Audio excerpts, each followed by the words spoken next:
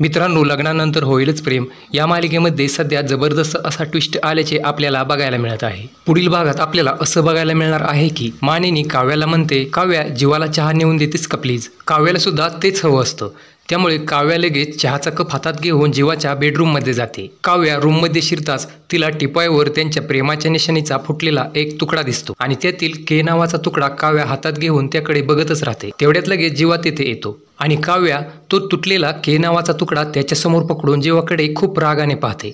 तर दुसरीकडे आपण बघतो की जीवा मिथुन काकाला म्हणत असतो की काव्याने जितकं प्रेम माझ्यावर केलंय ना, त्याहीपेक्षा जास्त प्रेम नंदिनीने माझ्यावर केलंय। त्यानंतर आपल्याला असं बघायला मिळणार आहे की नंदिनीने जीवाला डिवॉर्सबद्दल विचारलेलं असतं, त्यामुळे जीवा नंदिनीला म्हणतो की हे बघ नंदिनी, तुझ्या मनात जे काय आहे ते प्लीज बोल। यावर नंदिनी जीवाकडे पाहत म्हणते की डिवॉर्स हवा आहे मला तुमच्याकडून। नंदिनी असे म्हणताच मात्र जीवाच्या पायाखालची जमीनच सरकते, कारण नंदिनीने जीवाला अचानक घटस्फोट मागितल्यामुळे जीवाची मात्र घाबरून चांगलीच तारांबळ उडाल्याचे आपल्याला बघायला मिळते। त्यामुळे मित्रांनो, येणाऱ्या भागात जीवा नंदिनीला खरंच घटस्फोट देईल का हे बघण्यासाठी आपल्या यूट्यूब चॅनलला नक्की सबस्क्राईब करा, जेणेकरून ह्या मालिकेच्या पुढील सर्व अपडेट तुम्हाला नक्कीच बघायला मिळतील।